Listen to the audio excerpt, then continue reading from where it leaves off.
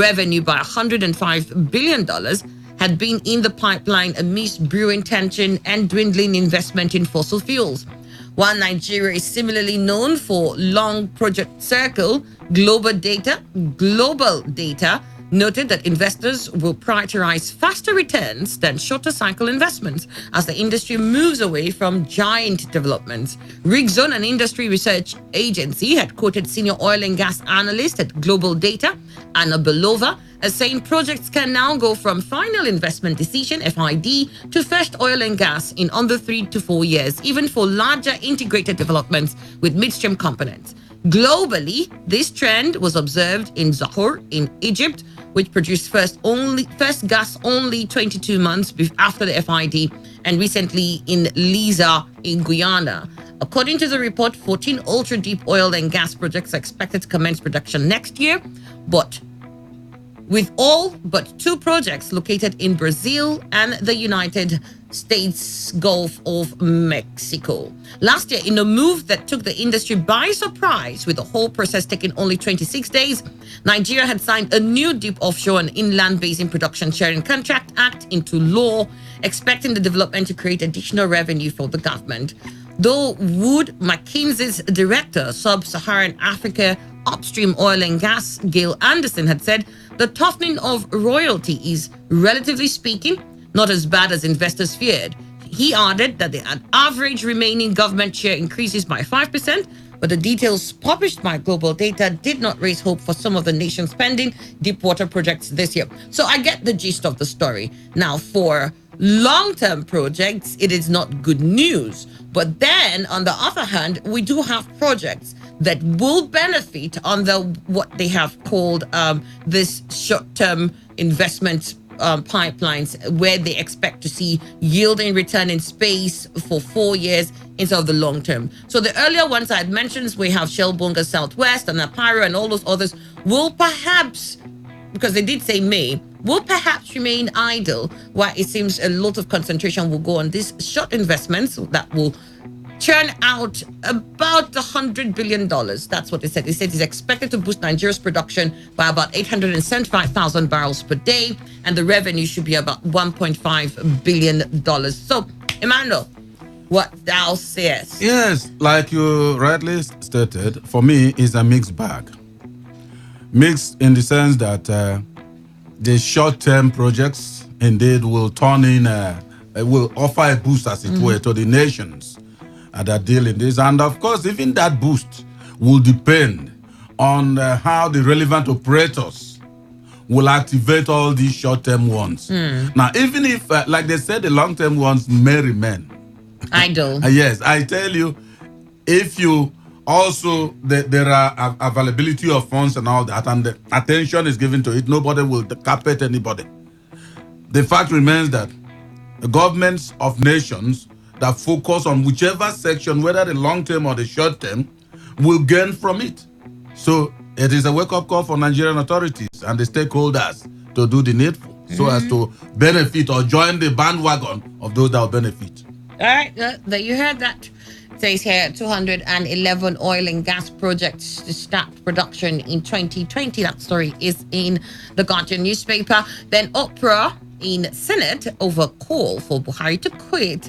For about 5 hours yesterday, the Senate debated the rising insecurity in the country, but an uproar was triggered when Minority Leader Ainaya Baribe advised the President Muhammadu Buhari-led administration to quit for failing to provide a solution to the menace.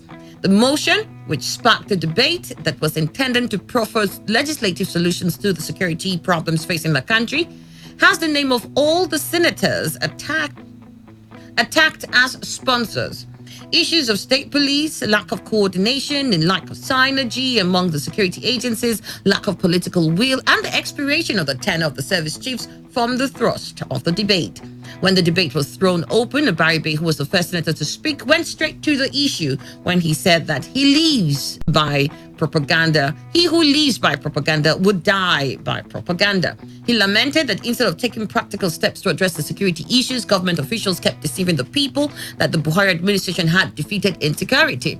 Baribe's position attracted intermittent interventions from the Senate President Ahmed Lawan, who preached against what he called the rise of hate speeches during the debate. On the submission that the government had failed, Lawan said this government was re-elected because it had done well. But Abaribe insisted that this administration deserved to be stoned out of power for not living up to the expectations of Nigerians. He accused the government of using propaganda to deceive Nigerians that security was being restored. And I quote, "We're very serious here. This is a matter of life and death. They said that Boko Haram had been defeated, that Nigeria is now safer. Everything is being done to make sure that the hard work that is supposed to be in place in securing Nigeria is not there because certain people are not doing their work but prefer to cover the eyes of Nigerians with propaganda. We have wasted time in Nigeria trying to find all these excuses for non-performance. Reality is no respect of persons, and it is the reality we're facing now." Senator Sani Musa was shouting every day that his people were being killed in Niger. "We just took one motion on a student who was murdered by Boko Haram, and we were told that the killers had been defeated." End of quote. That's what Abaribe said. And when he became sure that maximum attention was being paid to his debate, the minority leader hit the nail on the head when he asked President Buhari to resign immediately.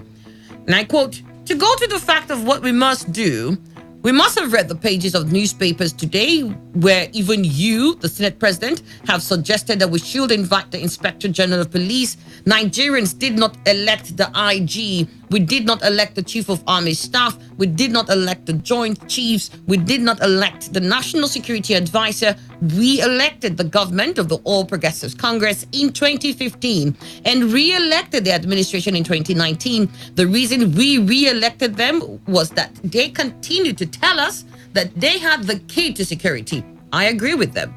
When you want to deal with a matter, you go for the head. So we're going for the government and ask this administration to resign because they can no longer do anything." Abaribe submitted. Lawan again interjected, saying, "Let me remind you once again that Nigerians voted for APC in 2015, and because they saw improvement in their lives, they voted APC again in 2019.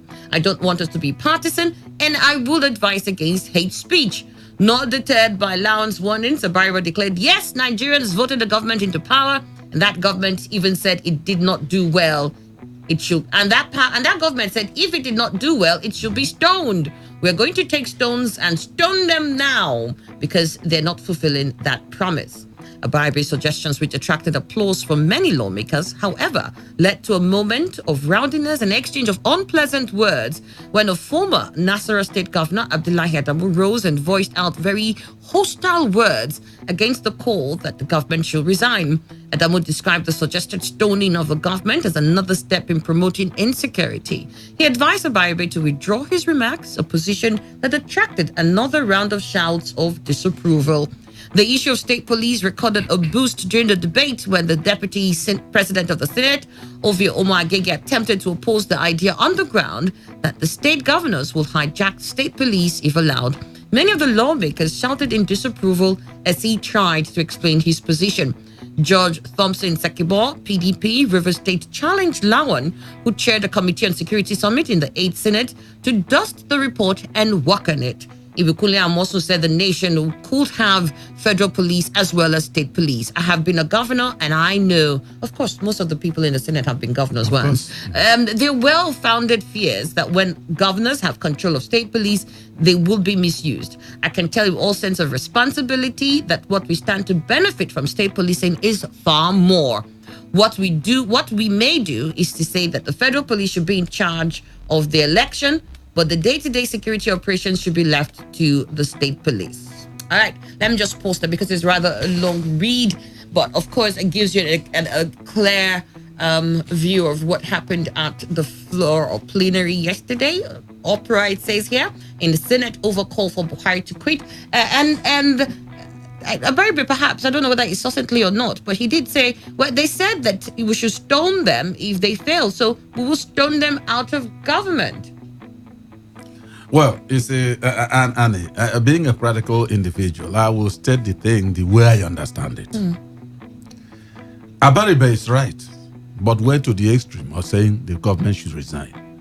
All that is stated Put with the practical lens, one will understand that insecurity is ravaging the nation in a way that is unacceptable.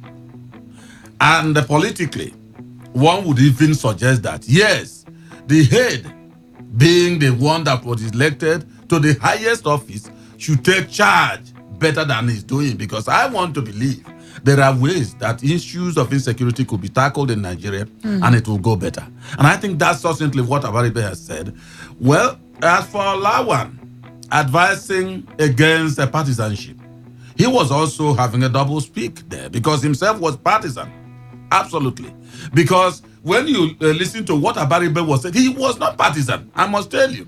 He was just stating the facts as they are. Even Lawan knows that these are what is perverting Nigeria. However, I also believe that they have an in-house rule or law which protects them from whatever they say. That nobody can hold them accountable. But you understand, they could also be holding even without accountability elsewhere. And that is why one has to tame one's tongues.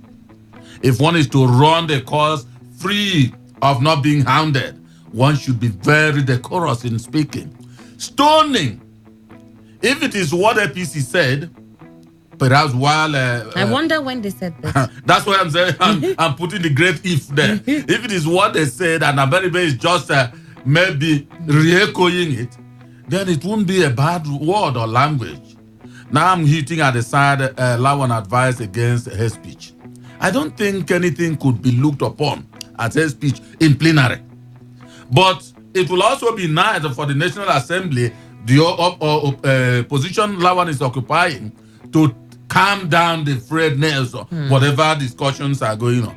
But I tell you, propaganda, if Abaribe is telling me that he doesn't know it's part of governance, it was part of governance in the PDP era, it will remain a part of governance in the APC era. If another party takes over, propaganda is part of governance. Now, if government is saying they've defeated Boko Haram, you also remember the time that whether 6 weeks or so, that the war of Boko Haram was prosecuted by the Jonathan administration. The successes they recorded then was greater than so far they recorded removing that 6 weeks. Now, as at that time, even themselves were priding themselves to have defeated Boko Haram. It's the same way, but after that, we see Boko Haram continuing. And I think it will continue because it's an asymmetrical war. There is no way you expect it to end like Nigeria is having any warfare with Cameroon. It won't end that way. However, government should do what it should. Even as they brought in the angle of the service chiefs.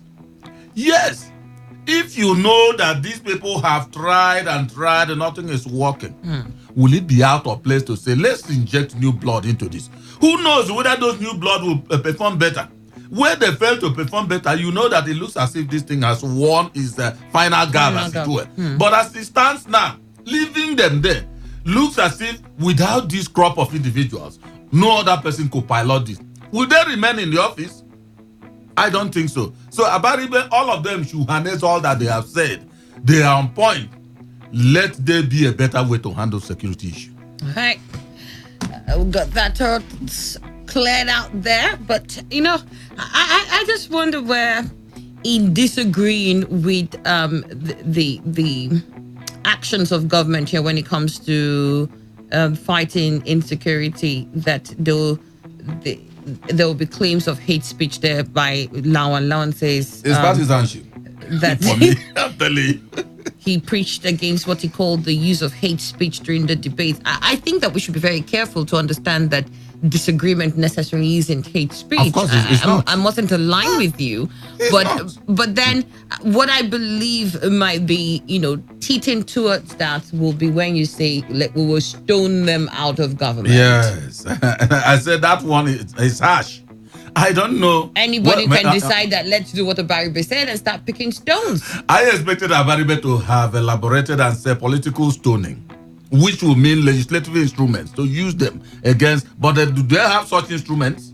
They don't even have such instruments. Because even if they said, well, if we didn't do well, stone us out of government, I don't think that at this point somebody should say, look, this is what we should do. Because the nation is heated enough as it is. The issue of insecurity has pressured us and boxed us up in, and we just seem as if we're waiting to explode. So we've got to be careful with what we ask people to do at this time. And some people might just say, you know what, you're right, and pick stones and decide to start hurling at leaders or political leaders that Abaribe should be thanking whatever is protecting him, because I tell you the truth, if there were no legislative inhibition based on the internal rule that nothing could happen to anybody, he would have seen stoning himself from the executive. I'm telling you the truth. See, you don't open your mouth too wide when you are addressing the authorities that are higher than you. No, you don't. You open it small. Yes, small, so that it might be muffled. Nobody will hear you clear. It open too much. I read a lot to imminent rise in drug prices. It says here, pharmacists under the aegis of the Pharmaceutical Society of Nigeria have alerted to imminent rise in prices of essential and non-essential drugs. They blamed the situation on national inflation, closure of land borders, increase in value-added tax, lack of incentives for local manufacture, and poor funding for research. Contrary to speculations that the country does not have drugs to contain flu and coronaviruses, they said Nigeria has some capacity to produce drugs for managing viruses, and that high doses of certain vitamins, minerals can boost natural immunity against the killer pathogen. Pharmacists, however, said the capacity to manufacture drugs to manage new emerging mutated viral infections like coronavirus is limited, and certainly no self-sufficiency exists. More so when the knowledge of the virus is still scanty. President, Pharmaceutical Society of Nigeria, Mazi Sam Ohuabunwa, told The Guardian, and I quote, "Yes, the fears of rise in price of drugs is real. First, the national inflation has continued to inch up monthly, and all prices are on the rise. Secondly, the closure of land borders has increased cost of transportation and cost of doing business. The resultant cost pressure is being pushed to all commodities. Thirdly, the recent increase in VAT will affect cost of drugs. Though finished drugs are non-VATable, many of the manufacturing inputs are VATable. To keep prices down, then all pharmaceutical manufacturing inputs should be exempted from VAT." The pharmacists, end of quote, the pharmacist said PSN agenda is to increase Nigeria's level of self-sufficiency in local drugs production. He explained, "We have set a target of minimum of 50% of all essential medicines by 2022. We're also working on deleting some materials from the import list and replacing them with locally produced materials. We're currently developing some finished products from purely local sources through an alliance between the industrial pharmacist and the academic pharmacist. Efforts are also being made to deepen the availability of pharmaceutical industrial manpower." Well, he says there's imminent fear of the increase in prices of essential and non-essential drugs. And he's blamed it on national inflation, which is affecting everything generally, closure of land borders, increase in VAT. He says even though medicines are non-VATable, well, some of the components in producing the medicines are VATable, and that will push the hands of the pharmaceutical companies. Lack of incentives for local manufacture. So, yeah, you have a few pharmaceuticals who are based here in Nigeria, and then they said we don't have incentives that allows us to be able to do this freely. And finally, poor funding for research.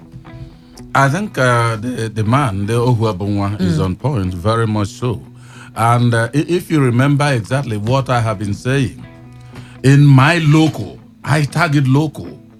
Very seriously, I'm calling it local knowledge or understanding of this VAT increase. Wherein experts who have perhaps gone to universities and all that and read about economics and all the things needed will tell you, no, it's not for everybody. Tell me who on earth does not go to pharmaceutical industries or places and buy drugs. Who? Now, if there are components that are used in making them that are VATable, won't it push up the price? Because after everything, you want to recoup at least what you spent in producing them. So those experts, wherever they may be, listening in, should understand that everybody, like I've consistently said, is involved in this part and will suffer the effect. Now, tell me exactly where you are not having incentives in a climate, a harsh economic climate like Nigeria. Everything will be hitting the roof. Every price will be hitting any product. So I think what government should do is to give them tax relief in terms of all those components that are available. Because Nigerians can't even go to London, they can't go to Germany and all the rest, talking about the greater number of Nigerians. Let them be able to buy the one they can from the tables or wherever they put them. Because that's the one they've been put to buy. When you said tables, I started looking at... And then what you enter into what they call chemist stores. Some of them are tables. Or patents. Because you know the reason. You can see them glorified in townships. Go to the villages and see what...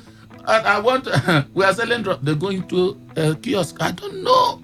And the person selling, how vast is he in the knowledge of what he's selling? Oh my God. So for me, let Nigerians be buying it with ease based on how government will give tax relief to certain things that are used in making them. Oh, very well.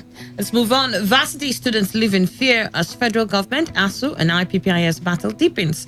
As the federal government and members of the Academic Staff Union of Universities head for a showdown over the long-dragged Integrated Personnel and Payroll Systems IPPIS, undergraduates across the country have called on the warring parties to sheath their sword.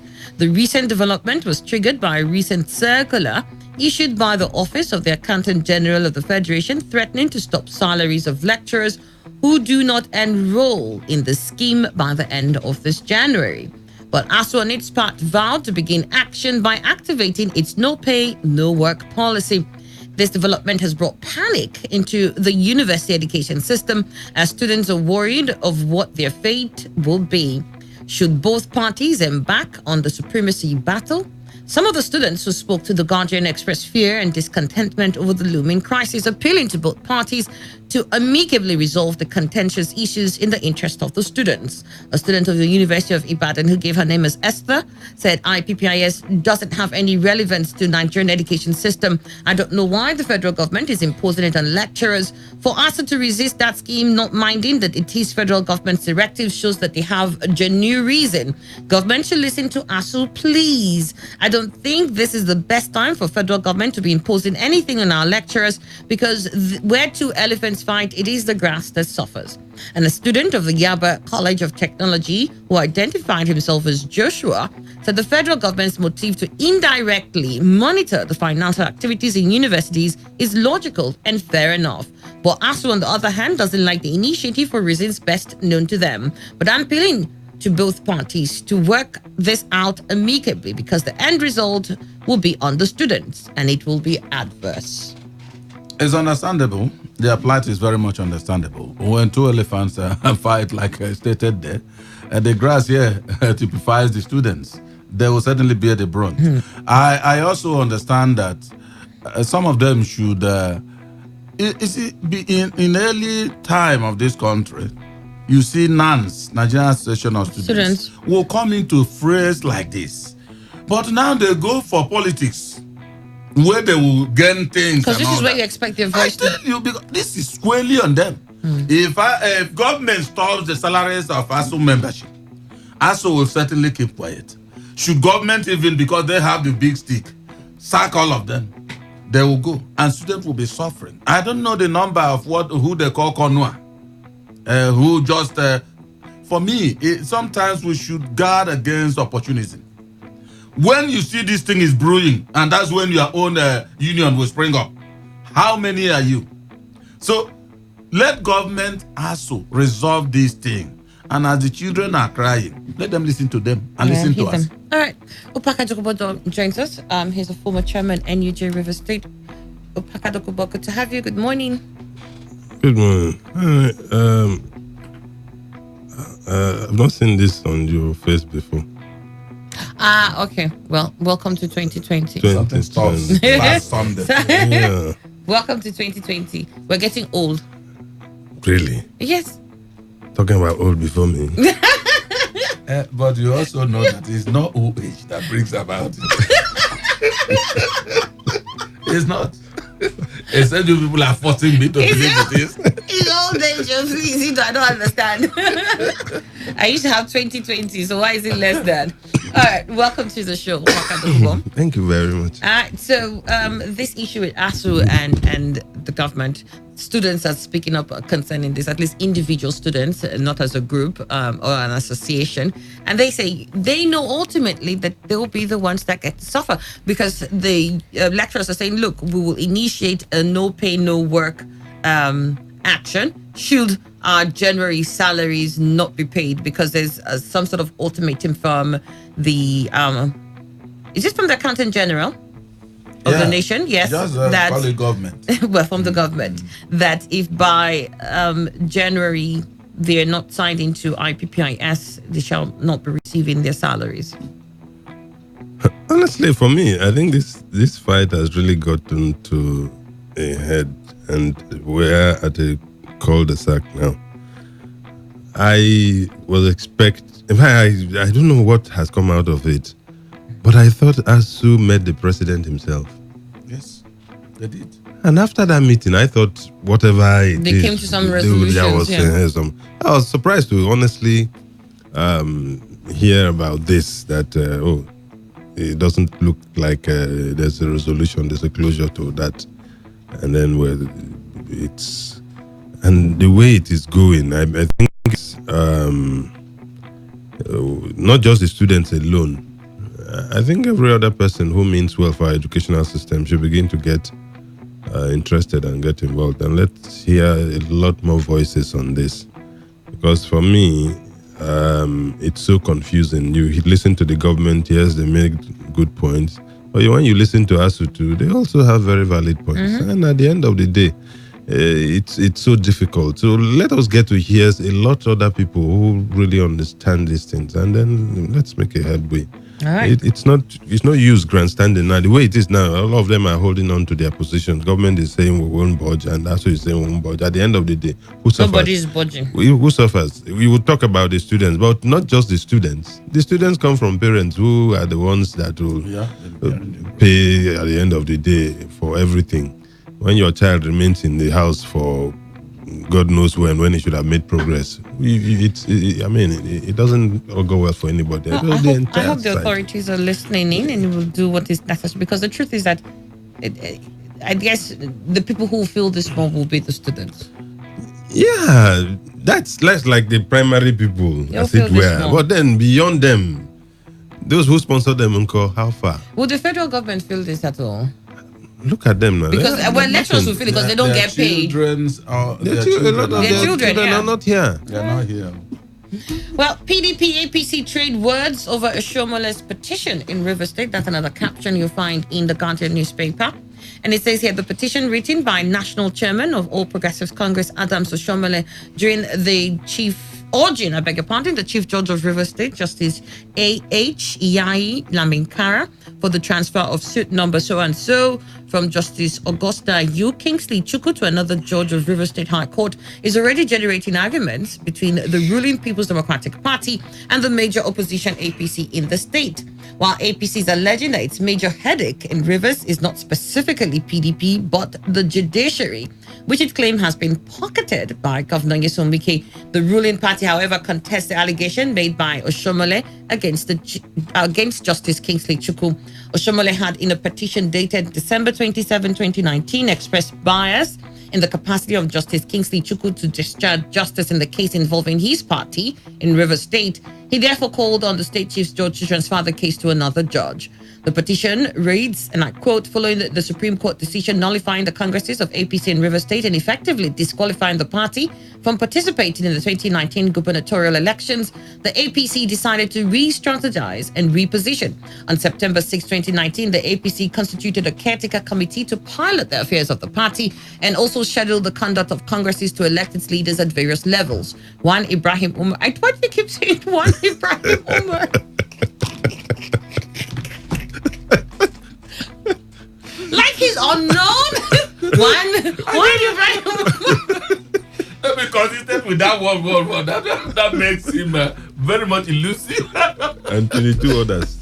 And he's always one Ibrahim Umar and 22 others. That's the name that you always hear, and then others. All right, then. It says one Ibrahim Umar immediately instituted suit number so and so at the Rivers State High Court, challenging inter alia the proposed congresses and obtained an interim injunction restraining APC from conducting the proposed congresses. Oshomole stated further that while the APC objected to the jurisdiction of the court to entertain the suit, and on December 18, 2019, the court struck out the suit for want of jurisdiction, thereby allowing the party to proceed with its re-strategizing process. According to Oshomole, before the court rendered its decision striking out suit number so and so, one Igo Aguma filed a similar suit against the APC, challenging the composition of the caretaker committee. The action was commenced by originating summons on December 16, 2019, assigned to Justice Kingsley Chukwu, and applications seeking interlocutory and interim injunctions were filed alongside the originating process. But the civil procedure rules of the Rivers State High Court APC was entitled to 21 days within which to enter an appearance and file the necessary process in defense. Curiously, it was brought to our attention that Justice Kingsley Chukwu had abridged that time to 48 hours. Our curiosity was further heightened when we discovered that the husband of the judge is a top leader of the PDP who had previously contested for the position of chairman of Obiakpo local government area and currently serves as the legal advisor of PDP in River State. Expectedly, the APC had reasonable apprehension that Honorable Kingsley Chukwu may not be able to discharge her duties as a judicial officer objectively without interference. Oshomole further stated that the foregoing fares led APC to immediately forward a petition to the Chief Judge of Rivers requesting for a reassignment of the suit to another judge of the Rivers State High Court for adjudication. The petition was endorsed to Justice Kingsley Chukwu, and on December 20, 2019, the suit was listed before the same judge for hearing of the pending applications. Our counsel drew the attention of the court to the petition pending before the Chief Judge as well as the weighty allegations contained therein. I expected Justice Kingsley Chukwu to have followed the time-honored tradition of judicial officers like Honorable Justice Zainab Bolkachua, President of the Court of Appeal, and Justice Mary Peter Odili, JSC, who had recused themselves from advocating over cases that would likely impact on the political interests of their spouses. But disappointingly, Justice Kingsley Chukwu proceeded to entertain the suit and granted an injunction restraining the APC and the caretaker committee from taking any steps whatsoever. Curiously, the court did not consider either the pending applications but proceeded to grant the injunction upon the oral application of the plaintiff's counsel, despite the fact that the injunction granted was different from the reliefs sought in either the applications or the substantive suit. Please find attached all the relevant court documents in support of this, and it went on and on.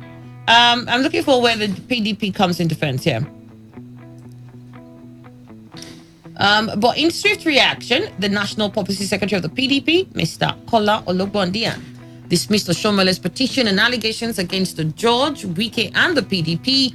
He stressed that the whole scenario indicated that the APC is not capable of internal democracy, just as it proves that their national chairman is incapable of organizing the party and may have lost focus. According to him, what concerns PDP in the internal running of APC, and in what way is Governor Wike responsible for the fact that APC was unable to field candidates during the last general elections in River State? Ologbondiyan added that it has become the trademark of APC to point accusing fingers at PDP for all its shortcomings and incapability. He advised APC to put its party in order and leave PDP out of his internal wrangling, as Oshomole was doing in his home state of Edo. All right, let me just quickly say this. I think the arguments are two different things here. What Kola Ologbondiyan was defending was pretty much, for me, not what Oshomole was speaking about. Oshomole said we're not necessarily accusing the PDP, but yes, it's the judiciary. And for us, the judiciary, because we believe it's pocketed by the governor. Well, except if they're saying the PDP and the governor are one, it's just the same thing. In any which case, Oshomole had stated that this is where the affairs lie, that they had instituted these issues, and from the beginning, what was supposed to be 21 days was quickly reduced to 48 hours. And even at that, she went ahead to take pleas where they felt she shouldn't have, and proceeded to give them an interim injunction. stopping them from doing anything whatsoever. And for Paula Lokbondian, he says that PDP has no business with the internal wranglings of the APC. I think this has moved from internal wranglings and has proceeded to how the justice system is running its course now. Yes, it has happened that way. However, I think everything is both from the PDP and APC predicated on speculations. And you do not blame each side. Either side has a right to such speculations. Now, when situations like the judge refused to step down happens, you must point finger that she is hurriedly trying to help the PDP, as the APC did. Now, what's his name? The publicity secretary, Olumodia, now claiming that it is not the PDP, that the PDP has no hand in the maybe mismanagement of his the ranks of his party in Rivers State. He is also very correct.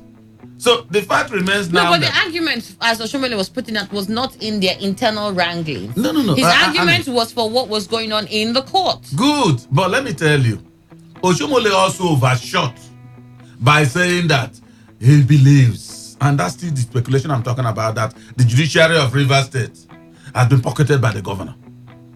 And as at that time, as soon as such comment is made, PDP will rise up and look in depth into whatever the APC say, that it is your problem, your internal problem that is bringing the whole thing. Don't accuse our governor.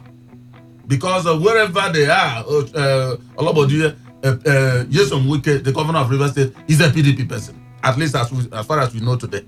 Now, what I'm only saying is that all these things, if you look critically at them, the allegations may be true. All right. I'll pause you there because of time. Let me quickly get your thoughts on this. So if you can share it with me or Pakadokubo, or share it with us for the next 30 seconds, if you will, please. Honestly, I'm even wondering, if you said the judiciary is in the pocket of somebody and then you want this case moved from one person to another within that same judiciary, what are you saying? Is it out of the pocket?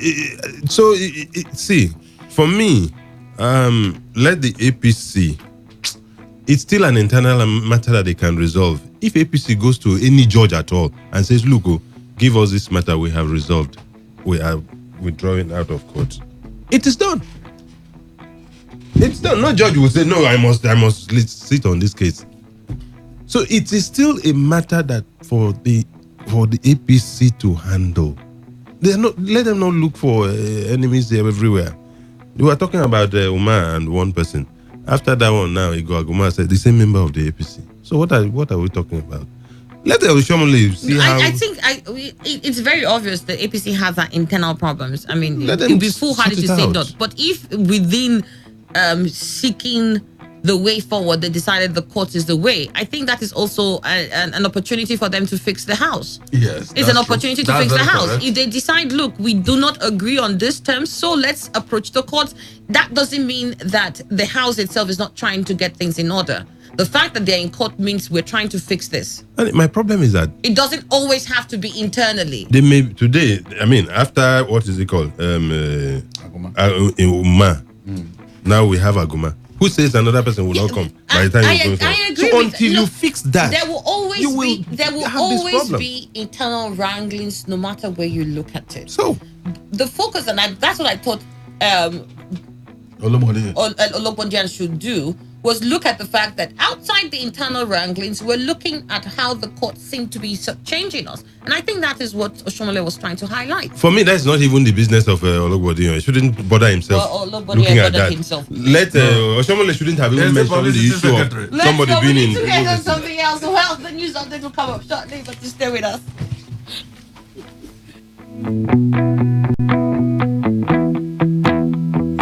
Are you ready? Today, 95.1 FM, the voice of the people. All right, so 58 minutes after 8, and I'm going to rush you through this. I'm sorry. But then I've got Geraldine from Odibola Properties. Yes. Good to have you. How did the inspection go yesterday? You were excited about that. Yes, I was. It went so well. We had lots of turnouts. We are happy that people actually took out time to come and see the properties that we have been talking about. So, good morning to all those that are listening to me right now. Today, I'm here again to tell you to Again. come. Yes, again. Just take that bold step and come and see our properties. We have properties in different locations that I've said before. We have at Obrikwe, Poku. We have immediately at the international airport, and that one is the one that has the promo. As in, I'm just excited about that promo because I have to go. I know. Yeah, so our property, our quiet heaven layout phase 2, immediately after the newly built international airport, which is going for 2.5 million, and you get an all expense paid trip from Odibola Properties, all expense paid, like from your flight from Port Harcourt down to Dubai, your hotel bills, everything paid from Odibola Properties. Is that not amazing? That is. It's really, and you also get your plot, not just you are paying to travel. You get your plot, you get the opportunity to travel. And for those that said they are not interested or you don't want that, we have properties, the ones that are pocket friendly.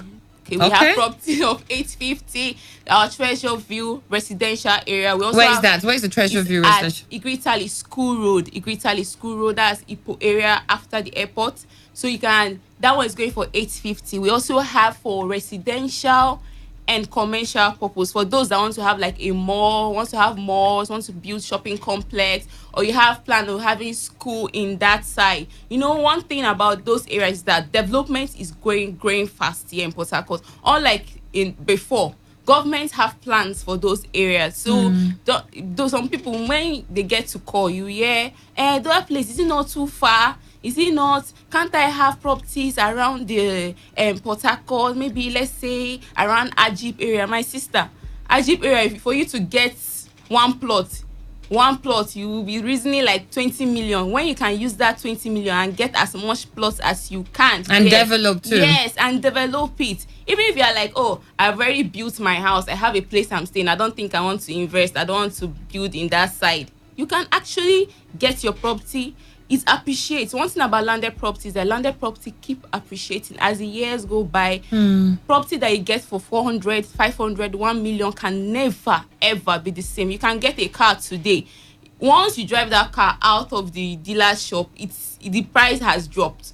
But property, you get it and it keeps increasing in price, appreciating. So we're encouraging you, those of you that already say you have houses, you have this investment, keep investing. Invest in these landed properties, buy and resell, even if you say you don't want to.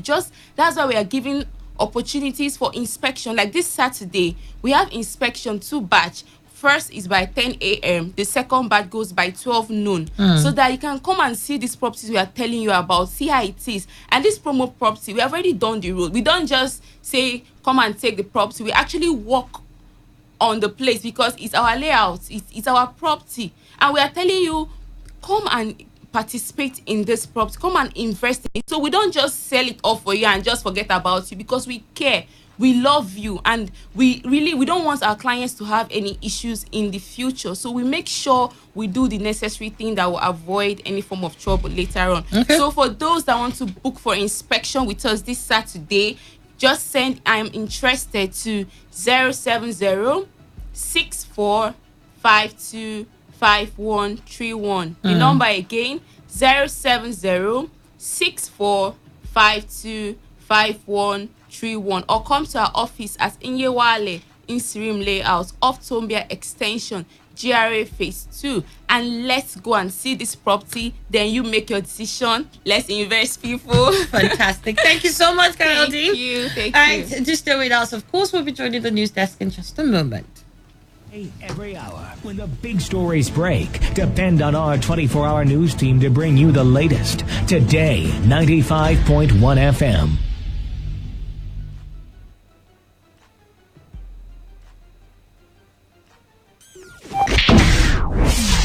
Today, 95.1 FM, Port Harcourt. News update. Hello and good morning. Here's the news update on Today 95.1 FM. I am Annie Abdul Salam. The federal government has resolved to send home another $321 million of Abacha loot from the United States. The funds are expected to be repatriated in a tripartite understanding between the island of Jersey, the United States of America and Nigeria in an agreement that will be signed next week. Federal government's decision was reached at the weekly Federal Executive Council meeting presided over by the President Muhammadu Buhari. The Attorney General of the Federation and Minister of Justice, Abubakar Malami, who addressed the State House correspondents on the Abacha loot, said based on the memorandum of understanding reached by the three parties, the money will be spent on the Lagos-Ibadan Expressway, the second Niger Bridge, and the Kaduna-Kano Expressway. The Nigerian Senate has asked the President Muhammadu Buhari to, as a matter of urgency, declare a national security emergency to address the increasing challenges of insecurity in the country. The Senate made the call after debate on a motion on the urgent need to restructure, review, and reorganize Nigeria's current security architecture.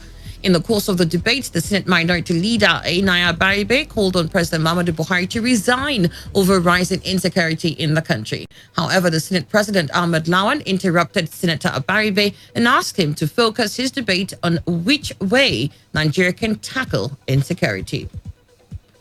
The Nigerian Bar Association NBA has called on the immediate disbandment of the Eagle Crack squad at Mile 1 Diop, Port Harcourt.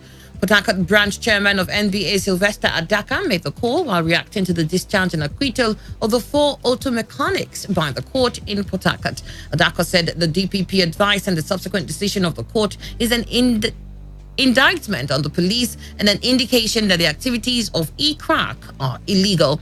The NBA also said despite the release of the Ikoku 4, the bar will not relent in ensuring that the officers involved, including the commander of E-Crack, SP Benson Adetui, and the IPO, answer for what happened to the late mechanic Chima Ikwanodu.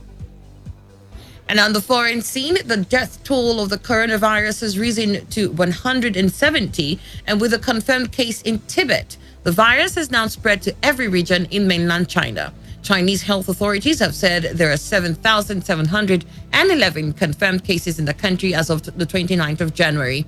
Infections have also spread to at least 16 other countries. The World Health Organization will meet today to discuss whether the virus constitutes a global health emergency.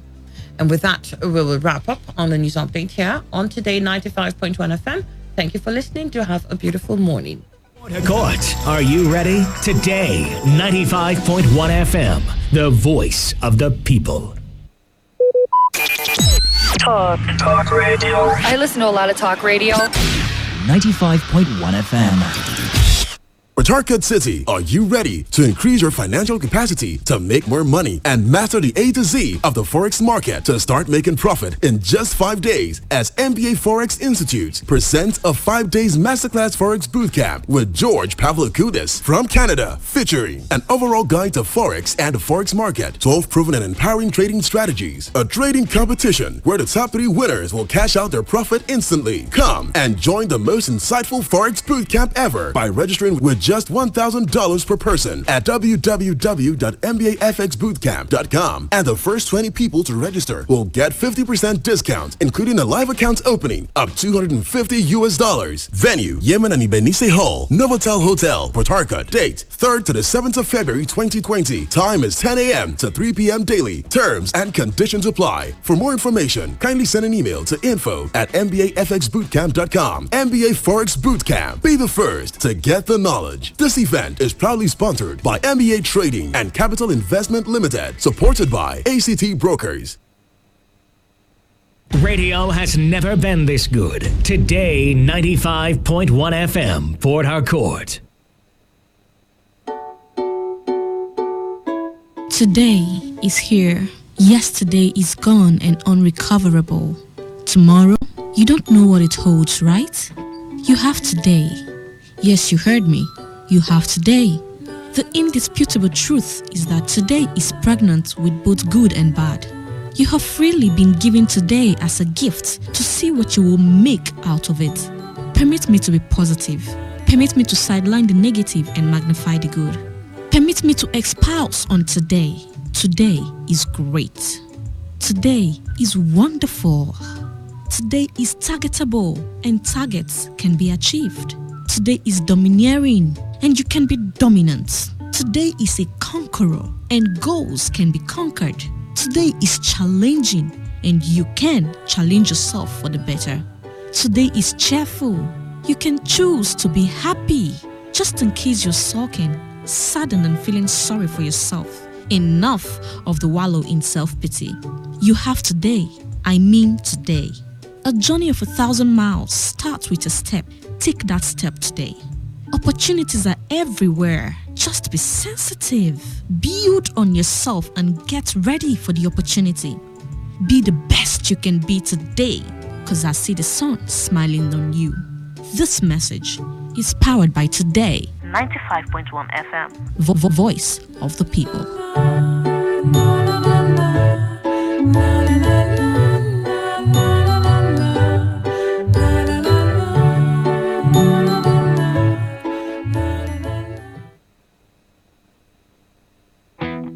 Wake up to today's quest.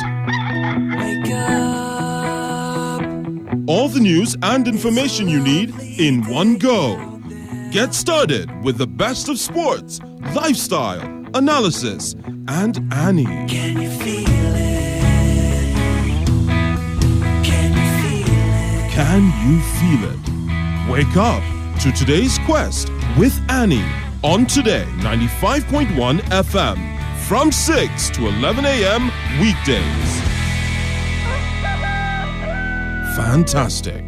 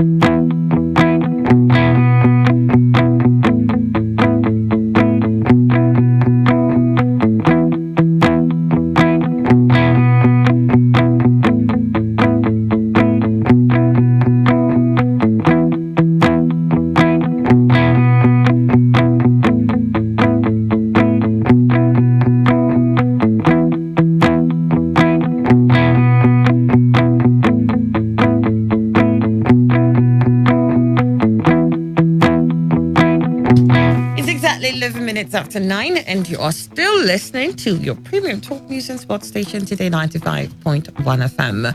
And just before we took on the news at 9, we stopped where we asked for Emmanuel's and Opaka Dokupo's opinion on PDP and APC trading war over Oshomale's petition in River State. But then it's not done with PDP. I just want to quickly bring this in too here, where PDP writes INEC asks Imo Assembly defectors to quit. National leadership of the People's Democratic Party has asked members of Imo State House of Assembly who defected from the party to the All Progressives Congress to resign as members of that house. The party said by defecting from the party, which gave them the platform, they had decided to abdicate the mandate they held or they hold on the pedestal of the party. At the press conference in Abuja yesterday, PDP National Publicity Secretary Kololo Bondian described the lawmakers' action as unpatriotic and unpardonable betrayal of their respective constituencies, who identified with the ideals and visions of PDP as the platform for their representation. The party also hinted that the letter was being sent to the Independent National Electoral Commission, INEC, to withdraw the certificates of return of the affected lawmakers. These defectors are fully aware of the grave implications of their actions, to the effect that by their defection to the APC, they have automatically lost their seats and membership of Imo Assembly. They can only hold such position on the mandate of the party on which platform they were elected. This is the PDP. However, Imo State Governor Hope Uzodimma has promised not to disappoint the lawmakers who defected from their various parties to the APC. Chief Press Secretary and Media Advisor to the Governor Oguike Nwachukwu stated yesterday that his principal, who received the defectors, promised to collaborate with them to make the state work.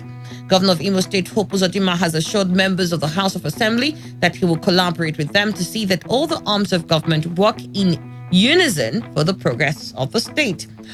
Governor Uzodinma reiterated that political party is a vehicle to get to a particular destination, promising that APC will take the state faster to her desired destination. Now, he has assured the defectors of equal treatment in the House, noting that most of them were founding members of the party who left recently as a result of the crisis that rocked the party in the state before the general elections. While commending the Speaker, Chiji Collins, for placing trust in him and towing the path of progress, the governor expressed happiness that he will thump his chest boldly and courageously to call Imo an APC state.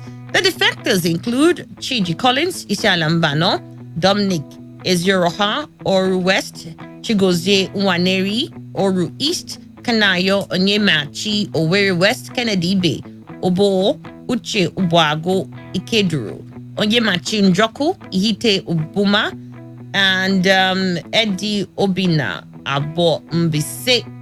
Well, I don't know what happened. It seems as if somebody said, on your marks, get set, ready, and go. The way I saw defections in the House was alarming. I kept asking the same question. What is going on? I guess it's about time somebody answers that question, and PDP's putting it right there that they will have to answer to INEC. And he's asking that INEC takes back the certificates of returns of these lawmakers and says, obviously, they should understand that by defecting, that they have to resign as members of the House.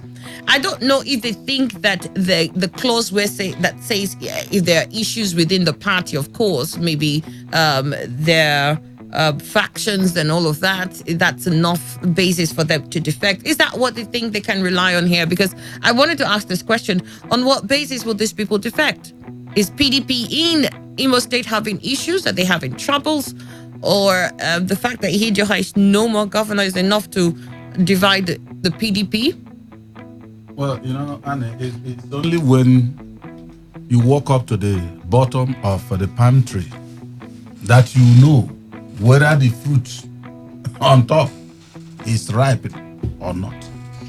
So only the PDP individual that defected. So you mean I can't see it from a distance?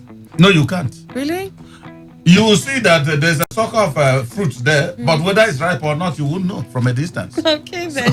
There goes the seed. For now, we can only say we've never heard that. Because practically I've not heard any issue in the PDP Imo State. But that does not give me the authority to say they were not. So, once it starts, once the music shifts to the courts, maybe through INEC or whatever, we'll now find out whether it is true there were issues according to the stipulations of the law or not. But I tell you, for me, the problem of Nigeria is non-implementation of laws as required. It's not that we don't have enough laws. I remember vividly in this country when, what's his name? Tambua was in a PDP and defected to APC. He never lost his seat. He served through until he became governor under APC and now defected to PDP. On these instances, he never lost his seat. Autumn of Benue defected from APC to PDP. Was there no INEC? Did he lose his seat? There may be others. At least these two suffices for now. So I think that clause there is slumbering. Perhaps until activated duly, and I doubt if there's anybody to activate it. You remember also how far people went to recall Dino Melaye. Yeah. And in the end, the whole thing fell into insignificance. So I think Nigerians let the tome of law be very huge, but not thorough implementation of all the articles in that particular law book. Nothing, if it goes like others, will happen to these people. And that is one problem Nigeria has. I have said it severally. These politicians are behaving like those you could call harlots. Absolutely. Now tell me, if the PDP has an ideology that all those people that were there relied on, that set them apart from APC and are concrete for the benefit of the people of Imo State, would they, with a flip of the finger, just defect to APC? That shows they're only after their pocket. So when they were asking whatever moved them, it is their pockets that moved them. The pocket is telling them, in fact, you see, a whole Uzodinma has come now. He is the governor. In fact, come over. Come over. That's where you can be recognized and something will come to you. And you will see it now. That if some remain in PDP, they will be sidelined. Where is it not happening? In all the states. Those that are not in the ruling party are sidelined. So Imo State may not be an exception. For me, I think the culture of politics, the character of politics has shown itself to Nigerians again that politicians of Nigerian stock are not reliable at all. Why do you have a smile on? Let's hear from you. If we leave politicians, they will kill this our politics. They will kill this our democracy here if we're not careful. And honestly, I was baffled when this one happened. But you might just mention two cases. I remember Yakubu Dogara. I remember Olushola Saraki. I mean, is it Olushola? Sorry. Yeah, Olushola. Bukola. Okay, Bukola, sorry, his father is Olushola. And there are so many, there are quite many. See, this irresponsibility will not just go by somebody complaining or asking INEC to do this or to do that. INEC will never do. They have given their certificate of return until a higher authority asks INEC to do something. You will never ask. INEC will never make it their business. For now, it's no longer. It's completely out of the hands of INEC as to what they're doing or what they're not doing. So INEC won't look that way. But I think, like Emma said, it's unfortunate that that's part of the law.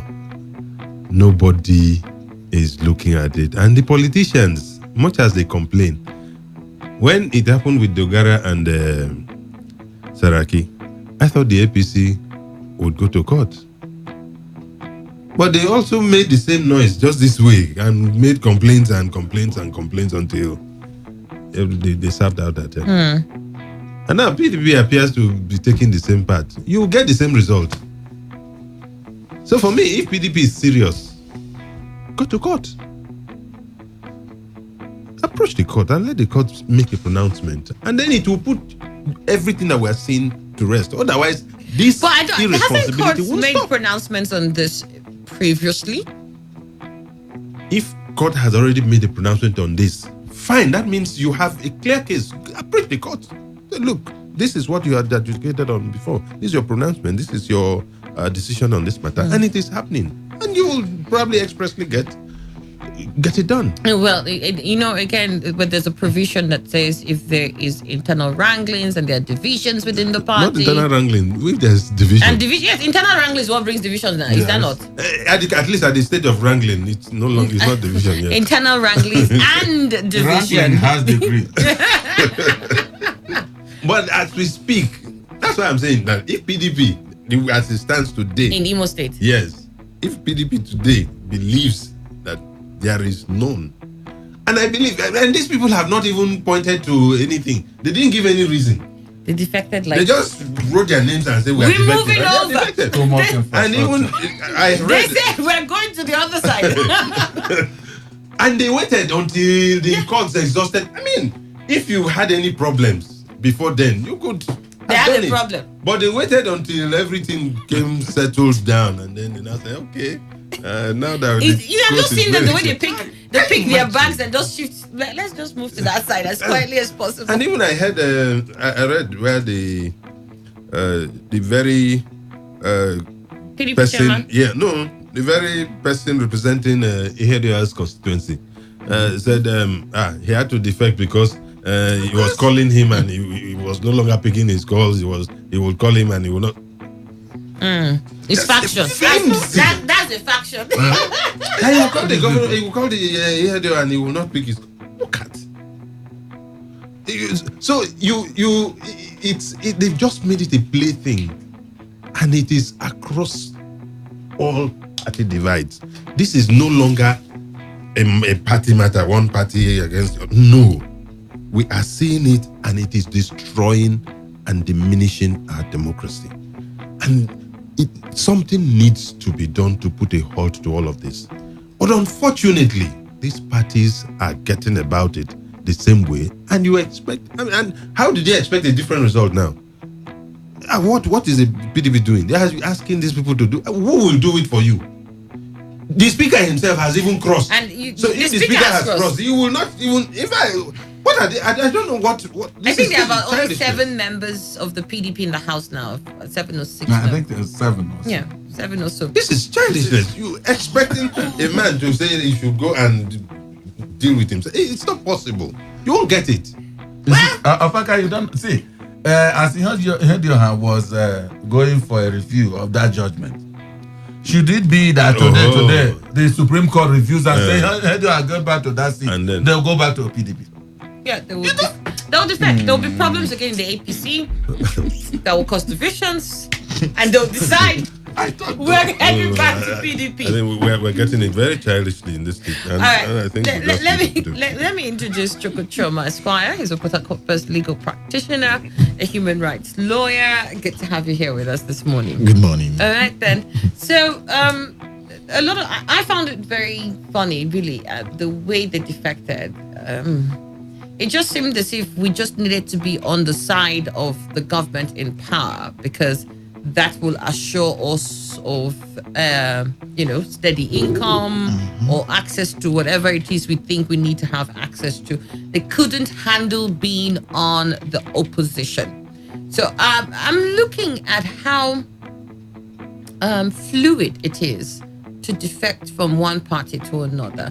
I know several times here, Emmanuel, we've spoken about the ideology that each party has, and why it seems so easy for one to say, I'm no more with APGA, I'm going into APC, or APC, I'm going into Labour. Labour says I'm going to PDP, and all over.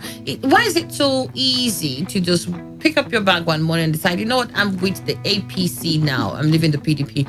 Is it because our politics here are not based on the convictions that we have tied to the body of a political party?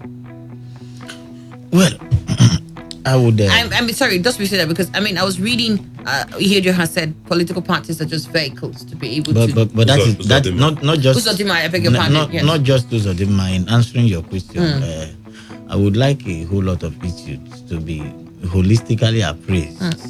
I must say, given the fact that analysis regarding this issue had been made by my friends here. But the point is, I would want to consider, just like I said, holistically, what the law provides, and whether or not, just like you've raised as an issue, political parties are truly the vehicles that conveys party members to political office, and then vis-a-vis the integrities of these persons and their purpose of crossing over. You see, the point is, a couple of days ago, let me just make a flashback. Okay. I think on Monday particularly, I was going to court, and I tuned into my radio. I was listening to what Ogima and some other guests in your studio were actually discussing. I picked interest, respecting the issue of Homo Agege. You remember, you discussed it this week. Yeah.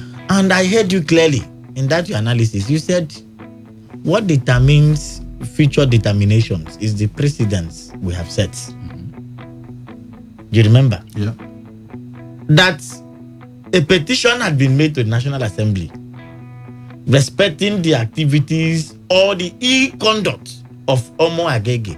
And because Homo Agege as alleged, God, thank you. And because Homo Agege belongs to a political party that is taking the lead everybody want to keep mute to the sin which appears to have been committed by Omo Agege. And once that sin is allowed to be perfected, there would be a time, let's say tomorrow, another person could also come up with such a sin, and you take a precedence from what happened, the treatment of Omo Agege, and then it will also apply in other causes. And the same thing is what happens in law courts. Now the point is, just like Annie had said, it is crystal clear. What the law has provided is clear. Even the blind man sees it. But I also have a problem, not trying to defend the political party, which is the party of APC or not, or PDP. The point is, as at the time the statute was made, were there crystal definitions as to what would amount to internal crisis? It's another problem and the issue that all of us will have to consider. That is to say, what level of crisis in a political party should lead to defection? That is what the law, I feel, has a loophole. And it is part of the reasons a litany of times persons and political parties had advanced a court of law seeking either to reverse a defector who occupies a particular political position and has defected another political party from holding that political position as a result of his defection and has met Waterloos because of the inability of the law to be, do I use the word perfect? Once you create a loophole, Nigerians and individuals and persons would want to clinch on that defect of the law and benefit whatever thing they want. My brother will tell you the truth. Over the time and over the years, none of these matters have succeeded in any of our courts. You have mentioned instances. And of course, we will agree that some of these matters also went to court and decisions were reached upon perfect argument by both counsel. But the truth, another thing here is that we have persons, just like Ima had said, who lack integrity. You see, how many days did it take them to defect? So it simply means, from the analysis we have made so far, that this person does not even have the interest of the political party, which is the primary family of whatever thing that has brought them to that position. They do not have it in mind. So what they, even when they are shouting, it is just like the case of Judas Iscariot. They are shouting, "We are with you, we are with you," and at the same time, it is the same people that will sell you out. It is that thing that is in the deal that is making him to be with you. That the benefit is getting. The benefit. I made a post recently. I told people, I said, most people we praise. We don't praise them because they are truly good. We praise them because we are benefiting from them. And that is the obvious. I will look at you. Ogima, you are good. It is because you are inviting me to a radio station. By the time you stop now, you will get another version of the analysis of a person, which may even be truer than the one you are getting now. That is in the human beings for you. There is, insofar as I'm concerned, I've read on pages of the papers, there is no internal crisis, so to speak, in PDP as in Imo State. In Imo State. Yes. There is none. I've not heard of any. If there were, we would have also seen, even before the determination of the decision in Supreme Court. But these are persons who parade themselves as members of a political party, who are living just at the top of the sea, parading themselves when they do not have the interest, not even the interest of the party, nor the interest of members of their constituents. That is it. What have they shown? That they want to protect their pocket and their immediate families. And it's a shame. Not just to them, but in a way to those who will also embrace them as members of their political party. Because they wouldn't manifest anything quite different from what they were doing in their former political party. No, but you heard that quoting Hope Uzodinma.